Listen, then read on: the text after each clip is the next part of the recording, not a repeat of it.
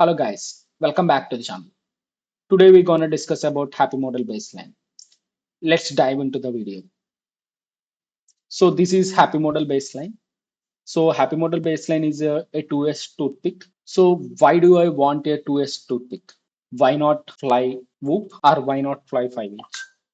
The problem with the whoops is you cannot fly outside because of the wind. And the second issue is the 1S batteries are like too saggy. So when you go something like 2.5 volts, the whole drone blackout because there is no enough voltage to fly it. So in the 2S case, like you will have voltage sag, but at least you cannot go to a 2.5 volt or something. So definitely like your drone will not completely blackout. So that is one advantage when you have 2S like than 1S. Yeah, that is most important thing why I want a 2S drone. And why not a mobula 8 like a up style drone with the 2S? So I am not sure. I just like the way like baseline is built, and I have seen couple of videos in reviews in the internet. And for 2 inch there is lot of power in this drone, like that's what all the reviewers said. And also like I have seen the trust to weight ratio, and for this drone it is awesome. It's almost like same experience as flying 5 inch.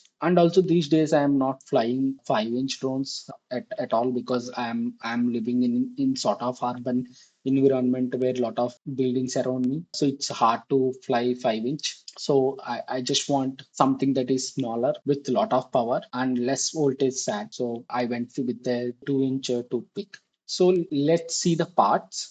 So these are the parts you need to build this drone. Obviously the frame kit, and I went with the 11,000 kV and 1103 motors, which are like very common when you have like 2 inch, 2.5 inch. Yeah. So on gemfan 2023 like is your pro. I'm using dogcom 2x450, 2s450 mAh. Like you can have around 350 to 600 mAh for this drone. I feel 350 is very less mAh. You mostly get 2 minutes flight time with 350 mAh. So I want to be in middle. So I don't want to increase the weight and go with 650 mAh or 550 mAh. I'm using 450 mAh. When we see the flight footage, we will see the time, how much flight time I'm getting. And the costliest part in this whole build is hdzero light bundle. I didn't get the hdzero light bundle with the nano camera. It's like it's always out of stock. I get the uplight bundle with the nano 3 instead of nano camera. A nano 3 camera has like around 2.2 grams, and nano camera is around 1.5. It's around like 0.7 grams more. The very interesting choice here is my FC. So I went with a HDFC from Happy Model. So the difference between HDFC and a normal FC is HDFC doesn't support an analog camera. It doesn't have processing unit for processing analog video feeding, because like in analog camera connects to your FC and FC connects to VTX. So your FC acts as sort of a processing unit between camera and your VTX. It basically overlay all your OHD components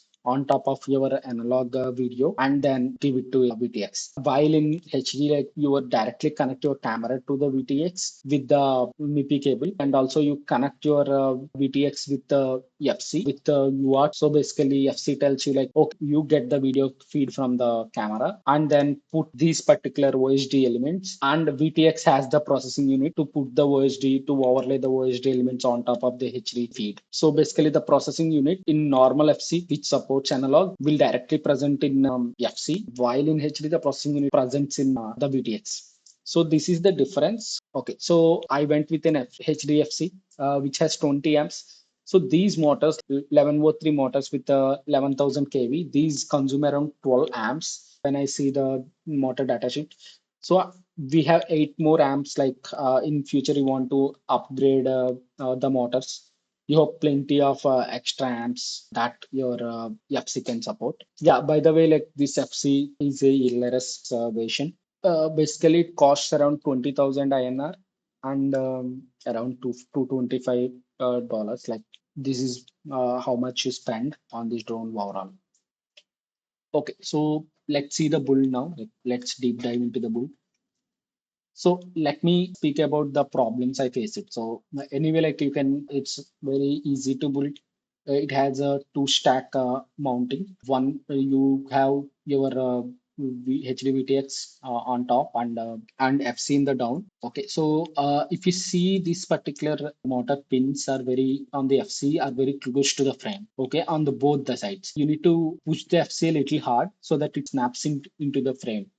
I don't know if this is the intention of the developers of this FC, but that is how it is. Like you need to be little hard, push hard to fit this particular FC into the frame. That is the first problem I have faced with this FC. And second thing is this micro USB B. If you see here, it is very close to this motor. Basically, you cannot fit a regular straight cable into this micro USB B. So you need to use a bent micro USB cable. Since micro USB is the like older version of USB, it's very hard to get a bent micro USB data cable. So that is one problem I have faced. Yeah. So this is the micro USB cable I got. So if you see here, even with the bent micro USB B, I need to shove off a little bit of the plastic to make it fit in this frame. And you can see the orientation of FC and as well as the VTX. The MIPI cable is connecting the camera in the top, and one more thing is this particular FC comes with UFL ELRS, so it doesn't have ceramic antenna. Like you, it will provide you UFL connector, so you can use an UFL antenna. So this is my UFL antenna. I kept it underside of the drone and secured it with a small zip tie. Okay. The next most important thing, the frame comes with these TPU battery holders. Basically, you can fit your battery into this TPU holders like this, and you need to mount it to the frame. But don't use this. That is very important. When I use this, what happened is the vibrations in the motor caused the battery vibrate and then deter multiply itself. Drone is no more in control. So we are getting like recursive vibrations. Suddenly the drone is going up, like it's throttle up like anything into the air. So one thing we never want is drone to throttle up and go into the sky because we cannot control it and we don't know where it falls, right? So I faced this issue when I use this type of battery holder. So never use this. Instead of that, just take a battery strap and you can just route it under the FC like this, which is like pretty easy to strap compared to this holder, and it's very sturdy. So this is also one of the most important change I did. I just removed the metal part from the dipole antenna. I have experience in the past that having that metal piece doesn't help you with the range. Like it might give you like 10% more range, but anyway, like I fly this around my house. Like I don't fly, I don't go long ranges with this. Mostly I fly it like around like 100 meters, 50 to 100 meters around me. The one reason is to have fun, and also there is one more reason is like I am participating in racegow from last 2 seasons. There is one particular class called UFL class where you can use any drone. I want to also submit the UFL class using this particular drone. Coming to the configuration in Betaflight, I have dumped the latest version that is like 4.5, Betaflight 4.5. You can head back to the FC page. Yeah, so this is the FC we are having. So Super F405 HDLRS. So there are few things you need to take care. One is this barometer. Like if you want to use barometer, like you need to do this. Like if you don't want to use barometer, then forget about this. And very important thing, if you don't do this, your accelerometer don't work. Basically, you need to add these custom defined variables when you are trying to flash the 4.5 firmware. Apart from this, I didn't find anything different. I am using just the default Betaflight 4.5 pitch tuning. I have changed the rates. I didn't touch any filters. Like I'm just using the default filters. And the one thing I have changed is I have changed dynamic idle value, D short dynamic idle value. So around 15%, that is like 1500 RPM. So you can see multiple videos in internet like how to configure hdzero in Betaflight. And also like under this video, I'll keep my diff file. You can use the diff file and just replicate my whole Betaflight configuration if you want. Now let's see the weight of the drone. The drone is around 47 grams, not bad. The bind and flight from Happy Model is around 46 grams as per their website. The battery is around 30 grams. So along with battery and the drone, yeah, we are seeing around 76 grams. Pretty good for a 2-inch toothpick.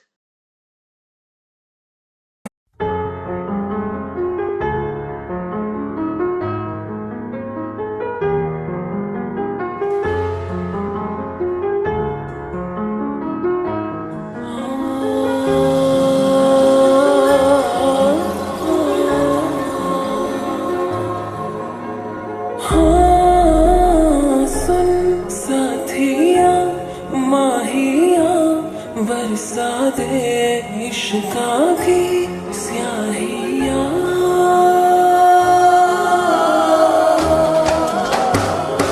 रंग रंग जाऊं रे हाँ रे मैं तुझ पे मैं झर झर झर जाऊं हाँ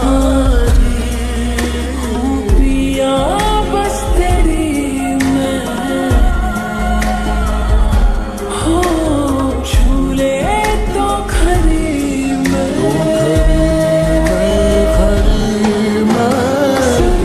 साथिया माहिया बरसा दे इश्का की स्याहिया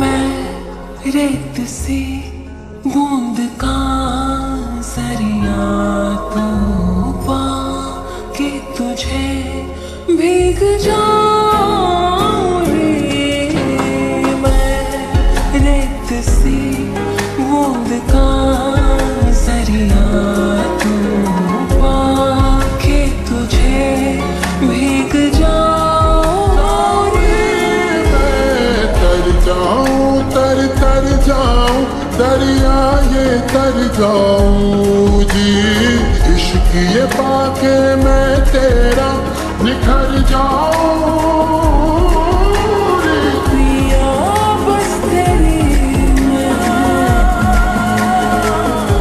हो झूले तो खरी मैं